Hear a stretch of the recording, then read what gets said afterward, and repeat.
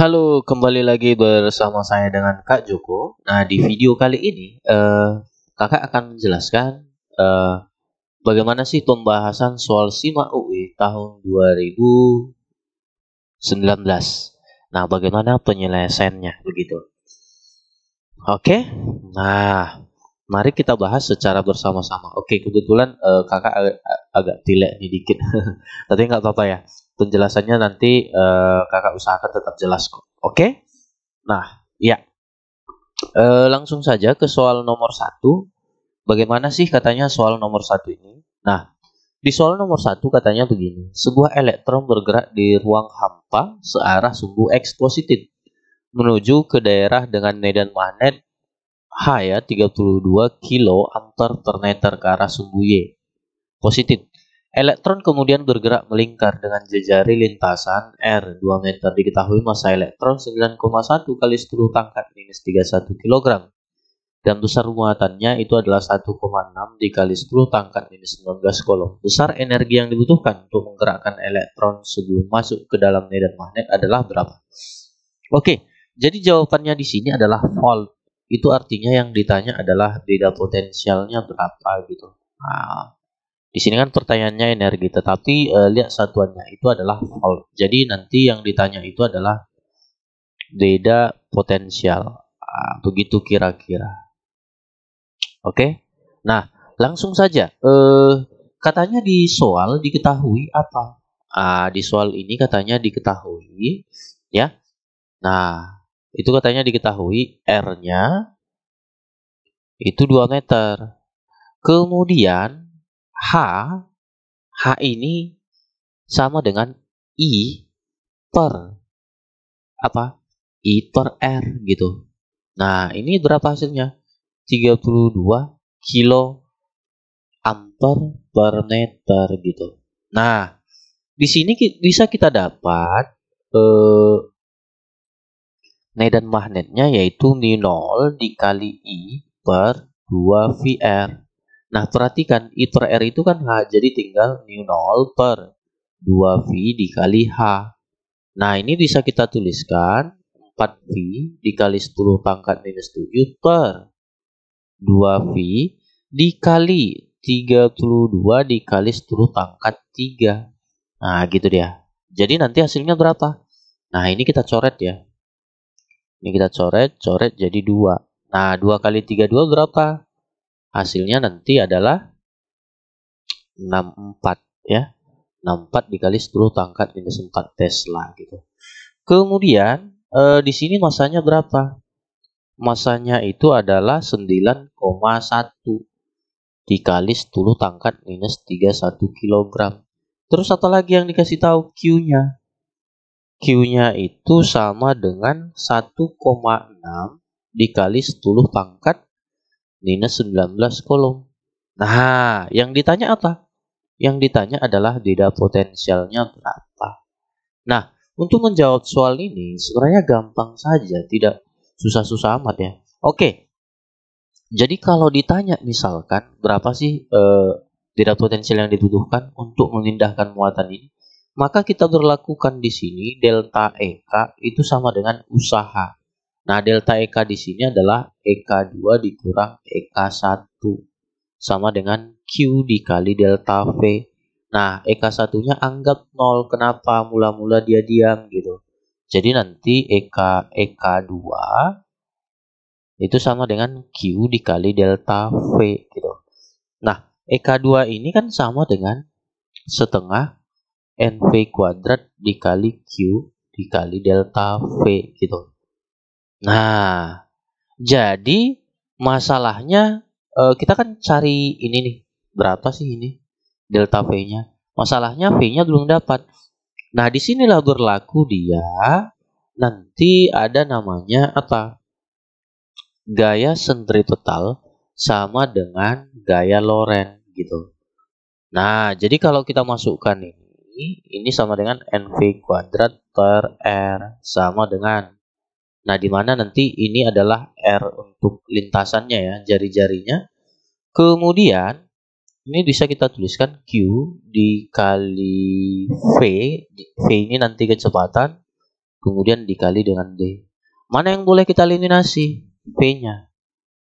Nah, jadi nanti kita dapat V di sini itu sama dengan Q dikali D dikali R per M. Nah, seandainya kita pangkat 2 dia, maka ini Q dikali D dikali R per M. Nah, dapat kitalah persamaannya. Dari sini V-nya kan udah dapat nih. Tapi ingat, ini kan kuadrat. Kuadrat, kuadrat, kuadrat, ini juga kuadrat. Nah, jadi dari sini kita dapat nih. Tinggal kita masukkan aja ke sini. Maka nanti Q dikali delta V, perubahan posisi nggak masalah ya. Itu sama dengan M V kuadrat. Nah, tinggal kita masukkan. Maka kita peroleh delta V sama dengan setengah M ya. Nah, dikali nih. Dikali Q kuadrat dikali D kuadrat dikali R kuadrat per M. Ya, per M. Nah, jadi ini per Q juga. Jadi mana yang boleh kita matikan? Ini 1 dapat ini kuadrat ya, n-nya kuadrat, jangan apa lupa ini kuadrat. Jadi m dengan n nanti habis juga tuh 1. Oke. Jadi dapat sisanya itu adalah delta V berapa? Setengah dikali Q dikali D kuadrat dikali R kuadrat per apa? Per M. Gitu dia. Nah, jadi dari sini kita peroleh nanti setengah dikali 1,6 dikali 10 pangkat berapa? Minus 6 dikali D pangkat 2 tadi berapa? D-nya 64 dikali 10 pangkat minus 4 pangkat 2 nih. Kemudian R-nya berapa? 2 kuadrat per 9,1 dikali 10 pangkat berapa? Pangkat minus 31. Nah, dapat kita nanti delta V-nya itu sekitar 1440. 40 apa nih? 40 kali 10 pangkat 4. Nah, kalau kita ubah misalkan ke 14 dia, ini 14,4 dikali 10 pangkat 6 volt. Nah, ini sama aja dengan pembulatan ke bawah dia 14 mega volt gitu. Jadi jawaban yang paling tepat itu adalah D ya. Oke, begitulah kira-kira untuk menjawab soal nomor 1. Oke, nah kita lanjut ke soal nomor 2. Nah, soal nomor 2 ini bagaimana kira-kira? Nah, ini tentang lensa mata ya. Nah, bagaimana sih lensa mata ini? Katanya lensa mata manusia merupakan lensa cembung yang memiliki indeks bias. Oke, diketahui katanya dalam soal, diketahui N lensa itu 1,44. Terus kemudian apalagi? Katanya R-nya itu adalah 7 mm. Itu kan sama aja dengan 0,7 cm ya. 0,7 cm. Kemudian H-nya itu adalah 10 cm, kemudian S-nya adalah 50 cm. Yang ditanya itu adalah apa? Sifat bayangan yang dihasilkan. Nah, sifat bayangan yang dihasilkan itu tahu kita kalau jarak fokusnya kita peroleh gitu.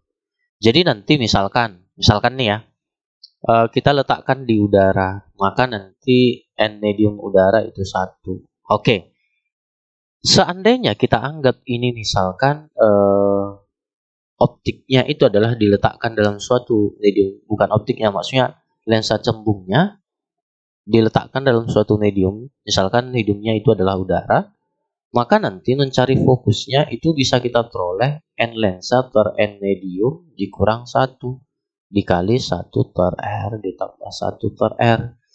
Maka kita peroleh 1 per F sama dengan 1,44 per 1 dikurang 1. 1 per 0,7 ditambah 1 per 0,7. Nah, ini jadi 1 per F sama dengan berapa? Ya 0,44 kali 2 nih per 0,7. Jadi kali apa ya? Cungkir balikkan jadi 0,7 per 0,88. Nah, ini sekitar mendekati 1 cm gitu. Nah, anggap misalkan ya dia 1 cm tuh. Nah, ini kan lensa cembung nih. Nah, lensa cembung. Kita anggap R-nya 7, nggak masalah, R-nya 7. R-nya 7 nih. 7 ya. 7 mili, bukan senti loh. Nah, jadi 0,7, sedangkan fokusnya katanya berapa? 1 cm. Benar nggak 1 cm ya? Apakah benar ini 1 cm? Menurut Anda, nggak nyampe ya? Itu sangat kecil kayaknya nanti. Nah, atau anggap saja misalkan jarak fokusnya setengah dari jari-jarinya. Berarti sekitar berapa itu ya? Sekitar 0,35. Nah, 0,35. Maka nanti letak dari benda itu sudah di ruang berapa? Bukan di ruang 1, bukan di ruang 2, tetapi di ruang 3. Maka kalau bendanya misalkan diletakkan di ruang 3, maka bayangannya pasti di ruang ya 2. Nah, di ruang 2 dong. Nah, bagaimana sifat bayangan di ruang 2? Nyata, terbalik, kemudian apa? Diperkecil gitu. Nah, sebenarnya sangat gampang. Seharusnya fokus ini nggak perlu kita cari, tetapi nah seandainya nanti berfokus pada ke sini, ya kita harus coba gitu. Ya, oke. Jadi dari sini aja kita udah tahu bahwa letak bendanya itu di ruang 3. Jadi nanti bayangannya itu nyata terbalik diperkecil gitu. Jadi jawaban yang paling tepat itu adalah bola. Nah, sebenarnya ini hanya mengingat perumusan dari lensa aja udah. Atau kita letaknya di mana, maka sudah dapat sifat dari suatu benda itu ketika misalkan kita lihat dalam suatu lensa gitu. Bayangannya bagaimana? Oke. Nah, kita lanjut ke soal 3.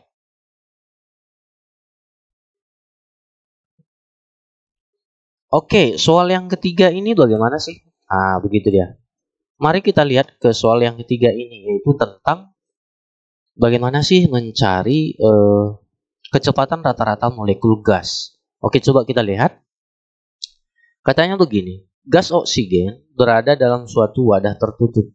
Nah, coba kita lihat di sini katanya diketahui suatu gas ya, T-nya itu adalah 27 derajat Celcius. Ini sama aja dengan 300 Kelvin. Kemudian tetapan Stefan Boltzmann konstanta ya, bukan tetapan, K-nya 1,38 dikali 10 pangkat 23 Joule per Kelvin. Kemudian yang ditanya itu adalah kecepatan rata-rata. Tapi ingat, ini adalah gas oksigen. Nah, jadi nanti NRO2 itu adalah 32 gram per mol. Nah, jadi nanti 32 kali 10 pangkat minus 3 kilogram per mol. Begitu. Kemudian, di sini kita harus tahu dulu tetapan gas ideal itu berapa. Dia nanti 8,31 ya. Kalau untuk tetapan gas ideal itu ya berapa? 8,314 Joule per mol Kelvin. Oke, yang ditanya di sini berapa sih kecepatan rata-ratanya? Gitu. Nah, untuk mencari kecepatan rata-rata dari suatu gas atau molekul gas, itu nanti bisa aja kita buat 8R dikali T per V dikali dengan MR. Nah, oke. Nah, kalau rumusnya misalkan gini, gimana tuh? 3RT per MR. Ini adalah kecepatan efektif. Gitu. bukan kecepatan rata-rata. Nah, jadi kecepatan rata-rata itu dia seperti ini. Berarti kita buat 8 dikali 8,314 dikali berapa nih? 300 per 3,14 per 32 dikali 10 pangkat minus 3. Nah, gitu dia. Oke. Nah, mana yang boleh kita eliminasi? Yang boleh kita eliminasi itu adalah 8 dengan 32. Nah, ini kan dapat 4 nih. Nah, gitu dia. Oke, jadi di sini kita mainkan logika. Jadi nanti 4 dikali 3,14 ya kan? Ataupun kita buat aja 3 kali 8,3 itu sekitar 25 ya. 25 tambah berapa nolnya nih? 2. Kemudian per 3,14 kali 4 itu kan 12,56. Berarti kali 10 pangkat 3 ya. Oke, berarti nanti ini kita perkirakan lagi 2500. Nah, ini kan bisa kita eliminasi. Ini sekitar 12,5 ya. Ini 1000. Nanti dapatnya bisa kita dapat 80 nih. Nah, jadi hasil dari kecepatan rata-ratanya itu sekitar berapa? 2500 dikali 80 berarti. Nah, ini nih. 200.000 gitu. Jadi nanti 10.000 dikali 20. Hasilnya berapa? 100 akar 20. Nah, akar 20 ini kan bisa lagi kita sederhanakan. 4 dikali 5. Berarti berapa? 200 akar 5. Nah, akar 5 itu berapa? Akar 5 itu 2,36. Nah, jadi nanti dapat kita sekitar 447 apa? 447 meter per sekon. Jadi sangat gampang, tidak susah-susah amat. Jadi jawaban yang paling tepat itu adalah C. Oke. Baik, jadi kita lanjut ke soal berikutnya. Oke, ini dia soal berikutnya yaitu tentang apa? Tentang hubungan antara panjang gelombang pergeseran Wien dengan jumlah foton ya. Oke, jadi di soal ini katanya diketahui. Mari kita lihat di soalnya katanya diketahui. Gambar di atas adalah grafik intensitas Vs panjang gelombang ya terhadap panjang gelombang radiasi elektromagnetik dari benda yang memiliki emisivitas. Jadi nanti di sini diketahui emisivitasnya setengah. Kemudian diasumsikan semua foton yang diradiasikan memiliki panjang gelombang maksimum ya. Diketahui tahu 5,67 dikali 10 pangkat 8, kemudian H sekian, kemudian D-nya nanti 2,898 ya. Oke. Jadi nanti di sini kita peroleh bahwa D itu katanya berapa? 2,898 dikali 10 pangkat berapa nih? 20 bukan 20 ya. Tapi 10 pangkat minus 3 meter Kelvin. Nah, kemudian apa lagi? Taunya berapa? Taunya itu adalah 5, sorry ya, suara HP saya bergetar nih. Nah, dia nanti 5,67 dikali 10 pangkat minus 8 apa nih? Watt per meter kuadrat Kelvin pangkat 4. Kemudian tetapan Planck-nya itu berapa? 6,626 dikali 10 pangkat minus 34 Joule sekon. Terus A-nya itu adalah luasnya ya. Luasnya itu adalah 1 meter kuadrat. Kemudian T-nya itu adalah 1 sekon. Kenapa 1 sekon? Karena ada setiap detik per meter katanya. Ya, oke. Yang ditanya itu adalah berapa sih jumlah foton yang dipancarkan gitu tiap meter per detik ya. Nah, dengan temperatur berapa? Temperaturnya kita ingat itu adalah 400 Kelvin. 400 atau 4000? 4000 Kelvin gitu. Nah, jadi untuk menjawab soalnya ini sebenarnya gampang saja ya. Oke, langsung saja kita buat bahwa energi itu sama dengan daya dikali dengan waktu gitu. Nah, jadi nanti energi ini kan bisa kita buat NHC per lambda. Tapi nanti kita pakai lambda maksimum. Sama dengan apa? Nah, T dikali T. Itu kan T dikali T itu sama dengan E dikali A dikali tau dikali T pangkat 4 dikali nanti T. Nah, oke. Bagaimana mencari lambdanya? Mencari lambdanya, itu kita tahu bahwa pergeseran Wien itu nanti lambda maksimum dikali suhu sama dengan 2,898 dikali 10 pangkat minus 3. Tadi ini dianggap D ya. Jadi nanti lambda maksimum itu sama dengan D per T. Nah, nanti kita substitusikan aja ke sini. Oke, kita lanjut nih. N HC per lambda, bukan lambda lagi ya. Tetapi langsung kita kalikan. Nah, ke sini nih kita kalikan. N nanti sama dengan E dikali A dikali tau dikali T pangkat 4 dikali T dikali lambda maksimum per HC gitu. Nah, jadi di sini kita peroleh E dikali A dikali tau dikali T pangkat 4 dikali T lambda maksimum tadi rumusnya apa? D per T. Nah, dari sini bisa kita eliminasi T-nya 1. Nah, selesai ya. Nah, sekarang tinggal kita masukkan aja angkanya. Jadi nanti N itu sama dengan E dikali A dikali tau dikali T pangkat 3 dikali T dikali apa? D ya. Dikali D per HC. Tadi di sini nggak dapat dia HC-nya kemana, nggak boleh tinggal gitu, per HC. Oke. Jadi tinggal kita masukkan angkanya, yaitu berapa sih angkanya ini ya kan? Oke. N nanti sama dengan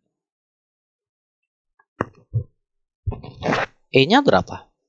E-nya setengah. Kemudian A-nya 1. Tetapan konstanta ataunya berapa? Stefan Boltzmann-nya 5,67 dikali 10 pangkat minus 8. Terus taunya berapa? Itu kan 4000, berarti 4 dikali 10 pangkat 3 pangkat 4 nih. Nah, pangkat 4 atau pangkat 3? Pangkat 3 dong. Nah, jangan pangkat 4 lagi dia.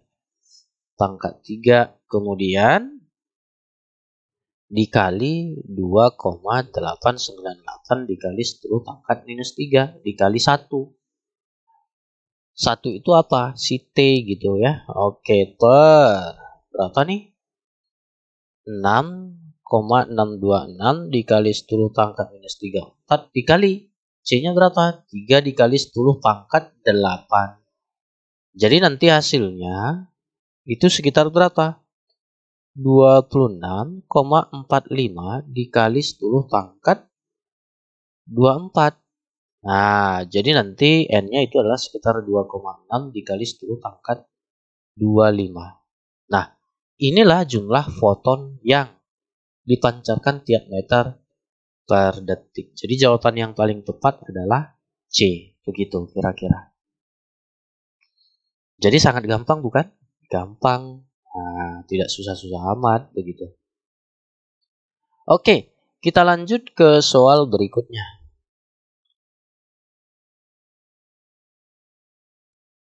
Oke, soal berikutnya itu yaitu tentang pegas nih. Oke, bagaimana sih cara menentukannya?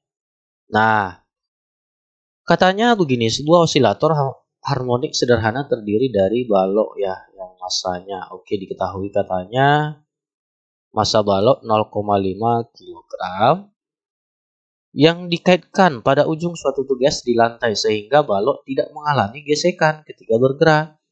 Saat T sama dengan 0, simpangan balok sama dengan 0, lalu bergerak searah sumbu X positif. Grafik fungsi gaya pada balok terhadap posisinya tiap waktu ditunjukkan pada gambar. Oke, jadi di sini F-nya itu nanti 75 Newton. Dari grafiknya kita tahu bahwa simpangan maksimumnya itu delta X-nya atau kita anggap A ya, itu sama dengan 0,3 meter. Maka konstantanya nanti F per delta X atau F per amplitudo ya. Berarti 75 dibagi dengan 0,3. Hasilnya adalah 250 Newton. Kemudian ketika simpangannya 2/3, Y katanya 2/3 dari simpangan maksimum. Berarti 2/3 amplitudonya tadi berapa? 0,3 kan? Berarti simpangannya 0,2 meter. Yang ditanya apa? Yang ditanya itu adalah berapa sih energi kinetik balok? Oke, jadi yang ditanya adalah energi kinetik balok. Nah, jadi untuk menjawab soalnya ini, buat aja bahwa energi mekanik sama dengan energi kinetik ditambah energi potensial. Yang ditanyakan energi kinetik. Jadi energi kinetik sama dengan energi mekanik dikurang energi potensial. Nah, energi mekanik itu sama dengan setengah Ka kuadrat dikurang setengah Ky kuadrat. Jadi ini K-nya kan bisa kita keluarkan nih, setengah K-nya. Berarti dia A kuadrat dikurang Y kuadrat.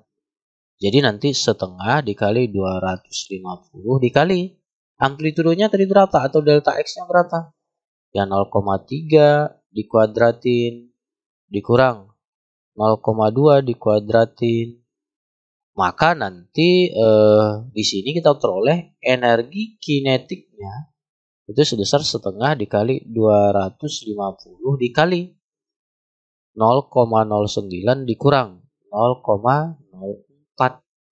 Jadi setengah dikali 250 dikali 0,05. Hasilnya adalah setengah dikali 250 dikali. Oh, ini udah kita bisa kalikan ya. Jadi 250 kali 0,05. 12,5. Hasilnya berapa? 6,25 Joule. Nah, jadi sangat gampang gitu. Jadi jawabannya adalah bola ya. Oke. Ya, beginilah kira-kira. Oke, kita lanjut ke soal berikutnya.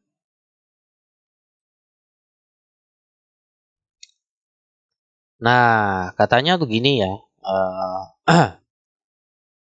Ini tentang gravitasi. Nomor 36 katanya suatu satelit komunikasi berada tepat di atas kota Pontianak dan merupakan satelit geostasioner. Oke, jadi di sini nanti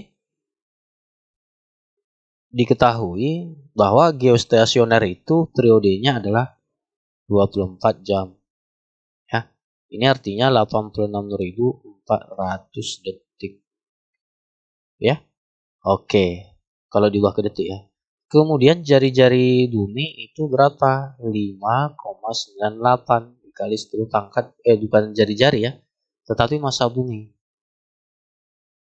Nah, ini jangan lupa massa buminya katanya berapa nih? 5,98 dikali 10 pangkat 24 kg. Terus konstanta gravitasi kita udah tahu konstanta gravitasi itu 6,67 dikali 10 pangkat minus 11 Newton meter kuadrat per kilogram kuadrat. Nah, satelit mengorbit pada ketinggian yang ditanya itu adalah berapa sih ketinggiannya? Pada saat mengorbit di mana nanti R itu adalah jari-jari bumi ya. Itu 6.000 kilometer gitu. Jadi kalau kita gambarkan ini misalkan bumi, ini nanti satelitnya. Oke, satelit. Ya kan? Satelit mengorbit nih. Nah, pada ketinggian misalkan H dan ini adalah R. Nah, jadi nanti lintasannya kan, nah lihat lintasannya ini berbentuk lingkaran. Jadi ada gaya sentripetal di mana nanti jari-jari lintasannya itu sebesar R. R itu nanti sama dengan H ditambah R gitu. Nah, jadi untuk menjawab soalnya ini buat aja. Gaya sentripetal sama dengan gaya gravitasi gitu. Jadi nanti M V kuadrat per R sama dengan G M kecil per R kuadrat. Nah, di sini bisa kita peroleh M omega kuadrat dikali R pangkat 2 per R sama dengan G M per R pangkat 2. Nah, eliminasi saja N-nya. Selesai ya. Jadi nanti di sini kita peroleh dia R. Nah, R-nya harus kita eliminasi. Ini sisa 1 ya. Jadi R pangkat 3 itu sama dengan G M ya. G M per omega kuadrat atau bisa juga G M per berapa nih?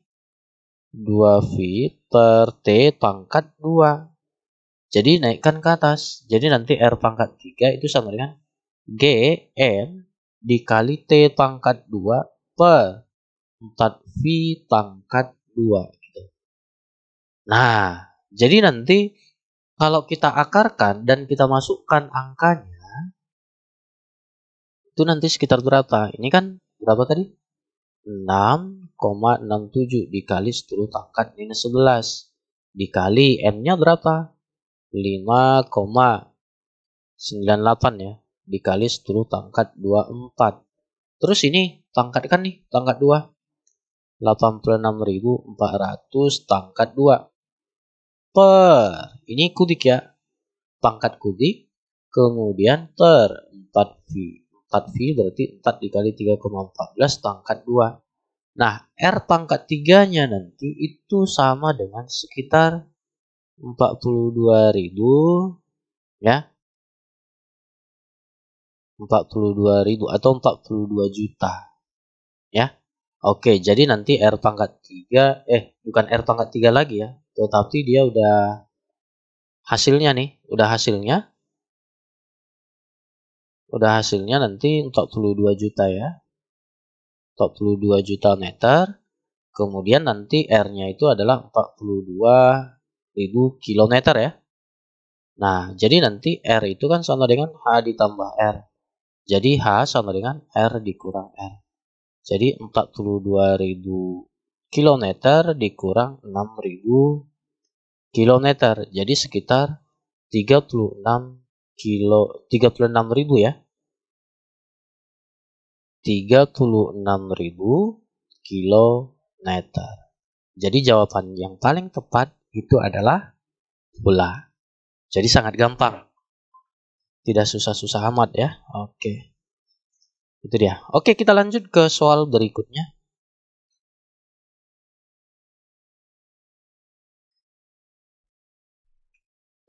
Nah, soal yang 37 ini, soal nomor 37 itu tentang sebuah benda ya.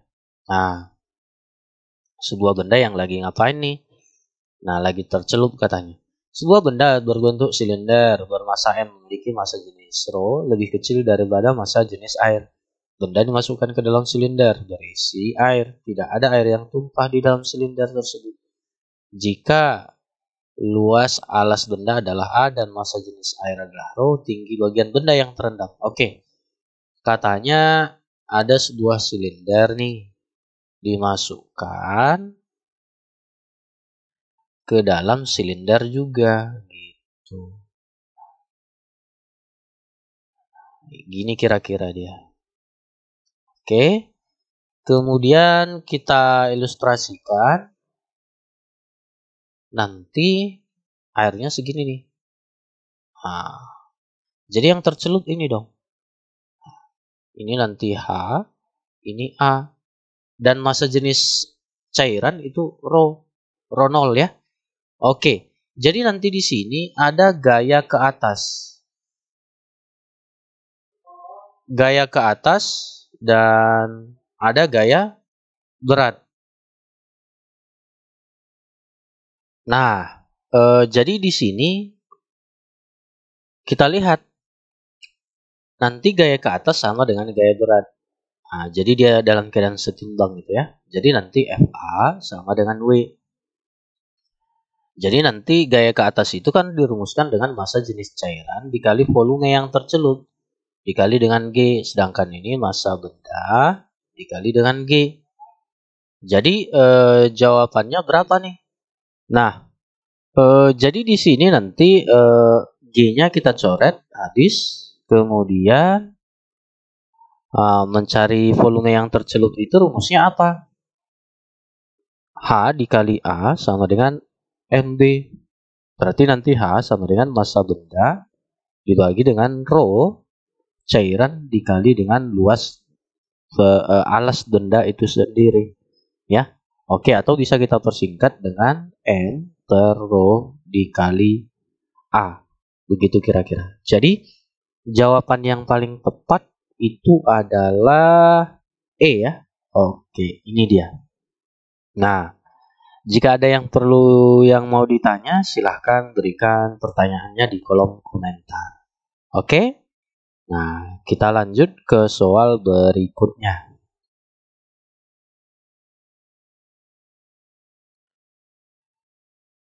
Oke, katanya di soal nomor 38 diketahui apa? Ayo. Nah, di soal 38 ini katanya sebuah koin dengan massa 10 gram ya. Oke, diketahui katanya massa 10 gram. Berarti itu sekitar 0,01 kilogram ya. Diletakkan 30 cm. Nah, diletakkan katanya sejauh 30 cm. Anggap aja ini R-nya 30 cm. Atau 0,3 meter nih. Terus yang dapat diputar katanya saat kelajuan putaran 50 cm. Berarti V-nya katanya 50 cm per sekon atau 0,5 meter per sekon. Percepatan gravitasinya itu 9,8 meter per sekon kuadrat atau sekitar 10 meter, bukan meter kuadrat ya, tetapi meter per sekon kuadrat. Kita bulatkan. Nah, yang ditanya adalah koin itu ikut berputar dan tidak bergeser dari posisinya. Besar koefisien gesek dan jenis gaya gesek antara koin dan alas adalah. Oke, jadi nanti yang ditanya adalah koefisien gesekannya apa. Nah, kalau dia tidak bergerak nanti langsung saja kamu sudah bisa tebak bahwa di situ berlaku apa? Koinnya tidak bergeser, maka ada gaya gesek statis gitu. Nah, ada gaya gesek statis ya. Nah, gaya gesek statis, sedangkan nanti ada gaya sentripetal begitu. Nah, gaya geseknya nanti menuju pusat, sedangkan gaya sentripetalnya menuju keluar nih, ya kan? Nah, jadi bisa kita peroleh di sini bahwa gaya gesek itu sama dengan gaya sentripetal. Nah, jadi nanti mencari gaya gesek itu kan mu dikali gaya normal nih. Kemudian M V kuadrat per R nih. Iya kan? Nah, jadi nanti gaya normal itu kan rumusnya M dikali G. Jadi ini M V kuadrat per R. Eliminasi saja M-nya.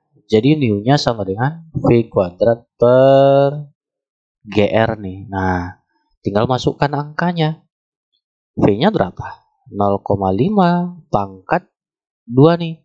Per 10 dikali 0,3 nih. Jadi sekitar 0,025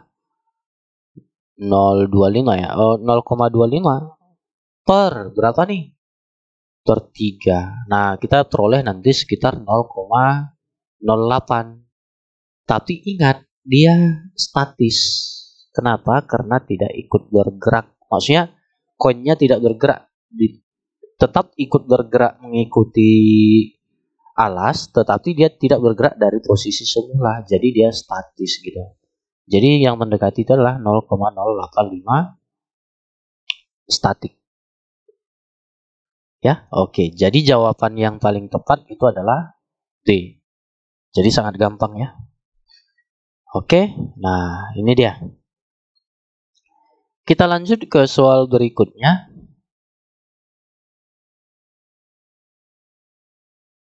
Nah, ini tentang apa nih? Tentang pemanas ya. Oke, coba kita lihat. Nomor 39 katanya sebuah pemanas air dengan spesifikasi 1000 ya. Oke, diketahui katanya dayanya itu adalah 1000 watt.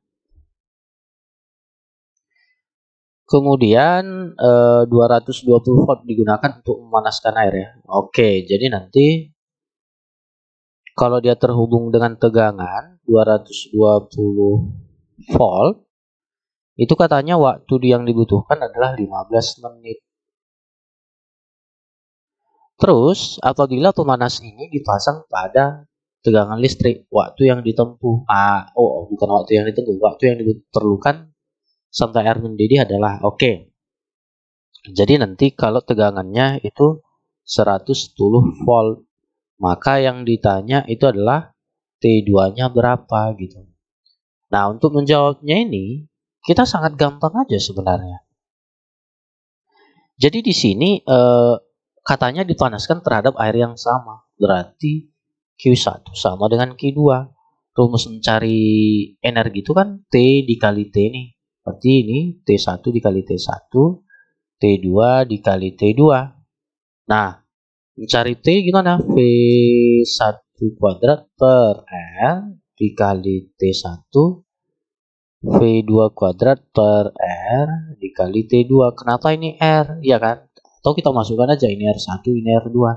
Nah, R1 dan R2 sama. Kenapa?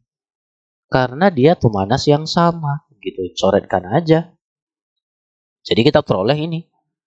Nah, jadi nanti V1 kuadrat dikali T1 sama dengan V2 kuadrat dikali T2. Tinggal masukkan angkanya. Berapa nih yuk? 220 kuadrat dikali 15 menit. Ini 110 kuadrat dikali T2.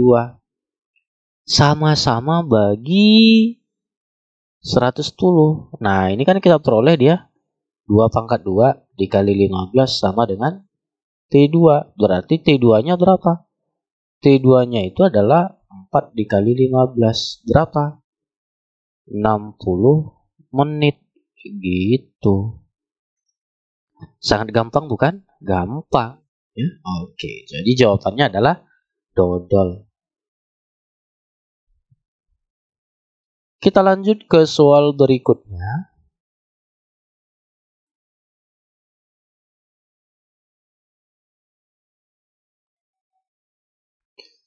Oke, kita lanjut ke soal berikutnya yaitu nomor 40 ya. Katanya begini. Tidak semua kalor yang masuk ke dalam suatu sistem dipergunakan untuk melakukan kerja. Ya, benar. Kalau dia mesin Carnot, ya, mesin Carnot, itu tentunya ada kalor yang masuk dan ada kalor yang keluar. Nah, jadi nanti dia seperti ini. Kalor yang masuk Q1, kalor yang keluar Q2, dan ini usahanya gitu. Kenapa? Karena belum sampai sekarang efisiensi dari mesin Carnot itu belum ada yang benar-benar 100%. Kalau ada, maka ini benar. Nah, nanti kalor yang masuk bisa diubah ke usaha semua. Dan sampai sekarang belum ditemukan gitu. Ya, oke. Jadi ini tidak semua kalor yang masuk ke dalam apa benar. Kemudian sebab mesin Carnot merupakan mesin yang dalam satu siklus menggunakan dua proses adiabatis. Nah, kalau grafik dari siklusnya itu nanti menggunakan dua apa nih?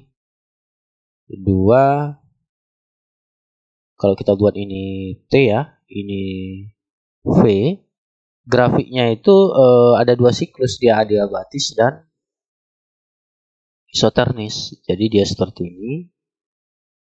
Nah, jadi nanti prosesnya gini nih.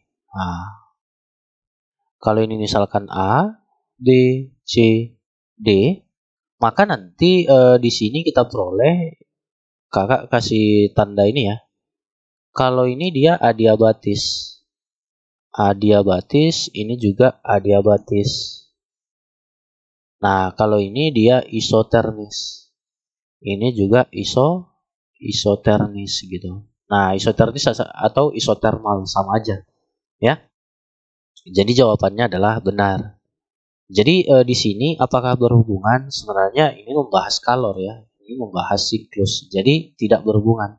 Tetapi jawabannya benar-benar, maka jawaban yang paling tepat itu adalah bola gitu. Oke? Nah, kita lanjut ke soal berikutnya.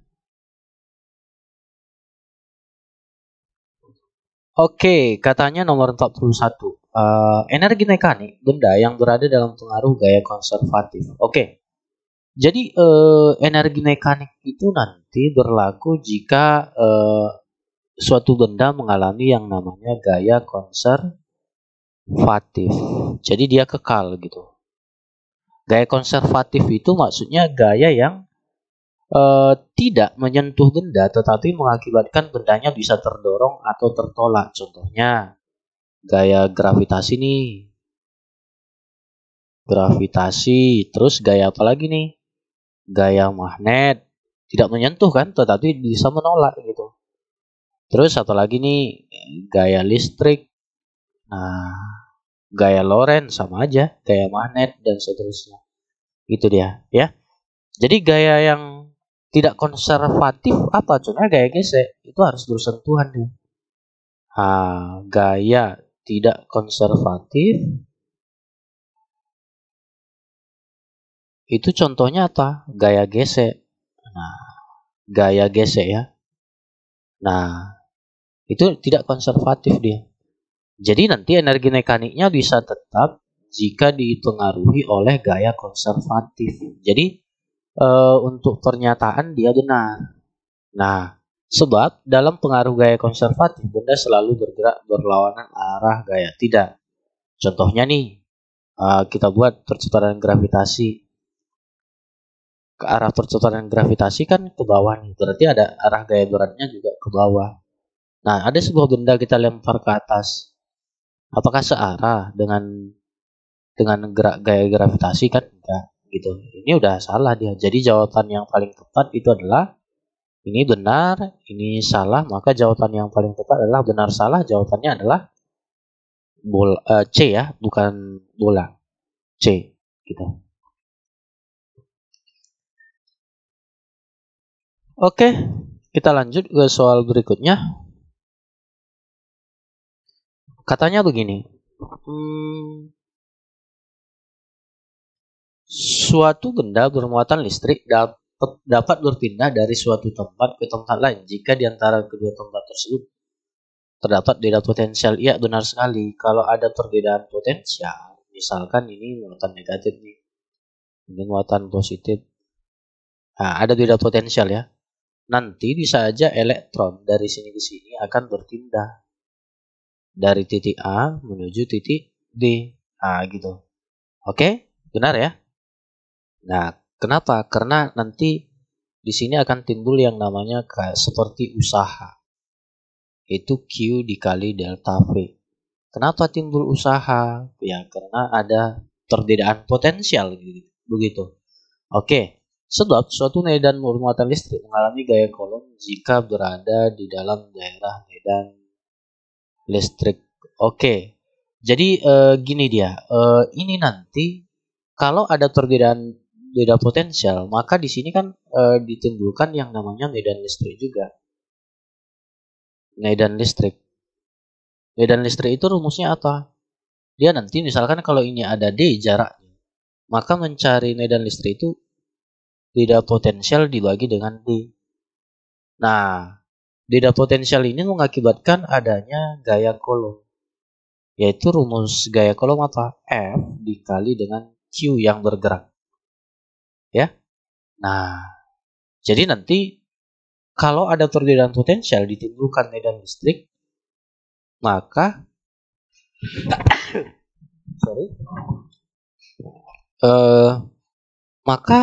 bisa menimbulkan gaya kolom juga. Nah, bisa menimbulkan gaya kolom. Jadi gaya kolom yang ditimbulkan itu sebesar berapa? Ya, gini dia.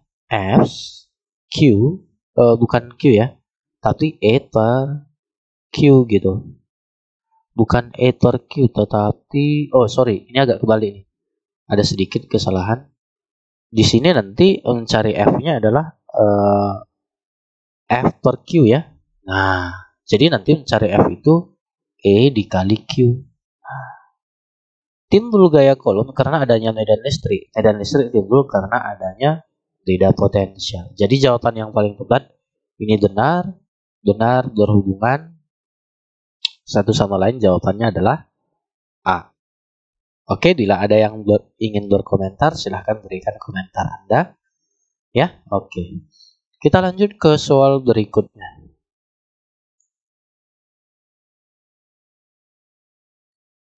Oke, nomor 43. Katanya gini, suatu kisi difraksi yang memiliki 500 celah per sentimeter dapat digunakan sebagai peralatan inframerah spektroskopi karena kisi ini. Oke. Nah, diketahui katanya di sini jumlah goresan atau celah per sentimeter itu adalah 500 ya. Atau goresan per sentimeter. Jadi kalau dia per meter itu kalikan aja kali 100 ini. Jadi 50.000 goresan tiap meter gitu. Oke. Nah, pernyataan 1 katanya apa? Celahnya katanya 2 kali 10 pangkat 5. Apakah benar? Oke, kita cek aja langsung. 1 per 5 dikali 10 pangkat 4 sama dengan setengah ya. Bukan setengah, tetapi 0,2 nih. 0,2 ya. 0,2 dikali 10 pangkat minus 4. Berarti D-nya itu adalah 2 dikali 10 pangkat minus 5 meter. Jadi benar ya. Kalau benar nomor 1, nomor 3 pasti benar. Dia bisa mendistorsikan warna. Kemudian kalau nomor 4 kita cek. Dia dapat mempolarisasikan. Bukan. Ini salah. Kenapa? Yang dapat mempolarisasikan itu hanya adalah polarisator. Kemudian nanti analisator. Gitu. Analisator. Ya, oke.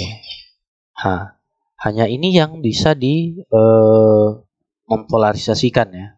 Oke, kemudian nomor 2 besar sudut difraksi sama dengan, oke, coba kita cek nomor 2. Kalau nomor 2 dia D sin theta sama dengan N dikali lambda. Jadi nanti coba perhatikan, besar sudut difraksi yang terjadi tergantung pada panjang gelombang sinar yang datang. Iya, kalau ini sebenarnya bergantung ya. Berapa sih panjang gelombangnya nanti? Sangat bergantung. Jadi ini benar. Nah, bergantung juga dengan bilangan ininya. Bukan hanya lambda aja, tetapi ini juga ya. Jadi jawaban yang paling tepat itu adalah A. Gitu.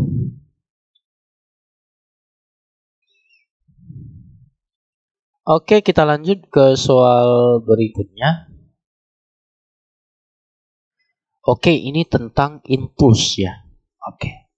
Nah, katanya nomor 44 benda A. Oke, kita diketahui katanya. Benda A katanya 500 gram. Berarti massa A ya. Atau massa N1 juga bisa. N1 itu 0,5 kg. Terus bergerak dengan kecepatan 6 meter per sekon. V1-nya 6 meter per sekon. Menumpuk benda B. D-nya berapa katanya? Ini kan setengah kilogram. Ini sama aja dengan 1/4 kilogram. Massa si D ya. Atau massa kedua. Iya. Terus katanya dalam posisi diam ya. Berarti V2-nya 0. Ketika bertumbukan, benda A dan benda B mengalami kontak selama 5 milisekon. T-nya katanya 5 milisekon nih, berarti 5 dikali 10 pangkat minus 3 sekon. Terus setelah tumbukan, benda B memiliki energi kinetik EK2 aksen. Itu katanya berapa? 8 joule. Yang ditanya itu adalah apa? Berdasarkan kejadian tersebut, manakah pernyataan yang tepat? Gaya rata-rata pada benda A besarnya berapa? Oke. Kita cek dulu berapa sih energi kinetik pada si A setelah tumbukan gitu. Caranya apa? Hukum kekekalan energi kinetik. Nah, buat dia seperti ini, berarti nanti EK1 ditambah EK2 sama dengan EK1 aksen ditambah EK2 aksen. Oke, ini EK1-nya berapa? Ya udah setengah NV1 kuadrat tambah 0. Kenapa 0? Karena EK2-nya diam. Nah, bukan EK2-nya, benda 2-nya diam. Nah, kemudian EK1 aksen ditambah 8. EK2-nya kan 8. Berarti ini setengah dikali berapa nih? 6 kuadrat sama dengan EK1 ditambah 8. Berarti ini 36 ya dibagi 4 berarti 9. Tambah 8. Berarti EK1 itu sama dengan 1 joule. Nah, inilah dia. EK1 itu 1 joule. Jadi energi kinetik di A setelah tumbukan itu adalah 1 joule. Berarti ini salah. Berarti ini salah dong. Gitu. Jadi jawaban yang paling total langsung aja A gitu. Nah, tapi coba kita lihat dulu bagaimana sih cara menentukan impuls pada benda A sebesar berapa gitu. Oke, coba kita lihat ya. Nah, jadi kita lihat dulu impulsnya berapa pada A. Nah, cari dulu V2-nya. Jadi nanti EK1 aksennya kan 1 joule nih. Berarti ini bisa kita buat setengah N V1 aksen sama dengan 1. Setengah dikali V1 aksen. Ini kuadrat ya. Bukan 10 pangkat 2. Sorry ya. Nah, ini saya buat aja. Langsung V1 aksen pangkat 2. Ini V1 aksen pangkat 2. Sama dengan 1. Jadi V1 aksennya itu langsung aja. Akar dari 4 sama dengan 2 meter per sekon. Jadi kalau sudah dapat apanya nanti kecepatan setelah tumbukannya, maka ini bisa kita buat mencari impulsnya yaitu M V1 aksen dikurang V1. Berapa nih? Setengah dikali 2 dikurang 6. Hasilnya berapa? Hasilnya itu adalah minus berapa nih? Minus 2 ya? Minus 2 kg meter per sekon. Nah, tanda minus itu artinya kita tadi tidak mempertimbangkan geraknya. Jadi kalau dia setelah tumbukan, berarti dia bergerak ke kiri ya. Jadi kalikan aja dia kali negatif berarti 2 kg meter per sekon. Jadi jawabannya ini benar. Oke, gaya rata-ratanya berapa? Nah, ini nomor 3 ya. Nomor satunya gimana? F itu kan sama dengan impuls. Bukan ya, sorry. F dikali T itu sama dengan impuls. Jadi nanti F sama dengan I per T. I-nya berapa? I-nya nanti itu adalah 2 per 5 dikali 10 pangkat minus 3. Berarti 2000 dibagi 5.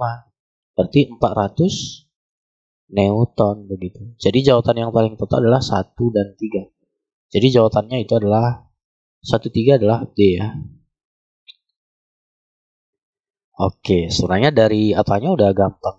Kan tadi ya kan.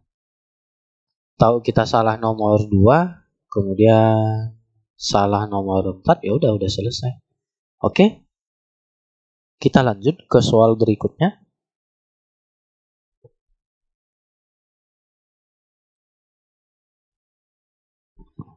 Oke, nomor 45 bagaimana sih? Katanya sebuah loop ya. Loop itu bukan kaca besar, tapi loop. Nah, ini maksudnya kayak luas, luas penampang gitu. Oke, sebuah loop diletakkan pada kertas pada dalam suatu medan magnet yang arahnya ke dalam bidang kertas. Oke, jadi kita lihat bahwa ya ke dalamnya, medan magnetnya ke dalam.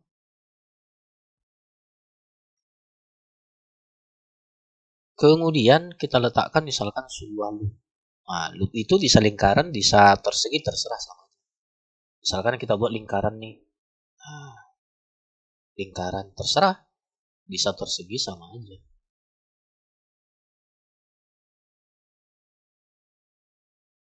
Oke, kita buat persegi atau apa ya, sama. Nah, kalau nanti arah medan magnetnya itu adalah ke mana? Masuk bidang kertas, itu nanti ini misalkan kita potong ini arah arus, ini arus masuk, ini juga bisa kita potong. Nanti sesuai kaidah tangan kanan nanti harusnya dia ke sini berlawanan arah jarum jam. Nah, kalau nanti medan magnetnya keluar bidang kertas, maka dia searah. Jadi nanti ini berlawanan. I-nya. I berlawanan. Arah jarum jam ya. Arah jarum jam. Kalau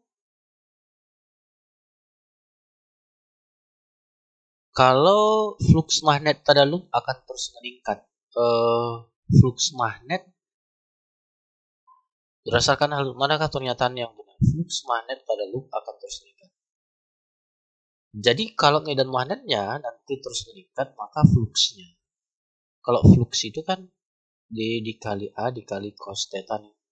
Kalau ini meningkat, maka ini juga meningkat gitu. Jadi ini benar. Nomor 3. Oh wait. Coba kita lihat flux magnet pada loop akan terus meningkat. Medan magnet induksi akan keluar bidang. Medan magnet induksi ini salah ya. Terus coba kita lihat arus akan mengalir berlawanan. Oh iya, sorry. Dia nanti di sini sesuai kaidah tangan kanan. Wait ya, ada kesalahan tadi. Kalau nanti arah medannya itu adalah masuk, maka nanti di sini dia, sorry ya. Maka nanti kalau dia masuk sesuai dari kaidah kaidah tangan kanan, dia nanti akan searah ya. Nah, searah jarum jam, I-nya, ini searah ya, bukan berlawanan. Ini searah jarum jam. Tetapi apanya nanti medan magnetnya itu masuk, kemudian arah arusnya searah jarum jam, kemudian perhatikan flux magnet nanti terus meningkat. Nah ini benar, berarti nomor 3 pasti benar ya. Oke, medan magnet induksi akan keluar bidang, tadi udah masuk kok keluar lagi. Jadi ini benar, ini salah, ini salah. Jadi jawaban yang paling tepat itu adalah 1 dan 3. Berarti jawabannya adalah D. Tadi kita kebalik ya. Kenapa? Kenapa tadi kita kebalik? Ya karena sesuai kaidah tangan kanan, kalau misalkan medannya masuk, ya kita tinjau aja dari pusat. Di pusat medannya masuk, maka dia arah arusnya searah jarum jam. Tapi kalau dia keluar baru berlawanan. Ya. Oke, jadi jawaban yang paling tepat itu 1 dan 3. Berarti kita ambil kesimpulan jawabannya adalah D. Oke. Sekian penjelasan dari kakak. Bila ada yang mau ditanyakan ataupun yang masih bingung, silahkan bertanya di kolom komentar. Nanti kakak akan jawab. Sekian dari saya. Terima kasih. Sampai jumpa di video pembahasan soal SIMAK UI berikutnya. Jangan lupa share, like, dan subscribe. Terima kasih.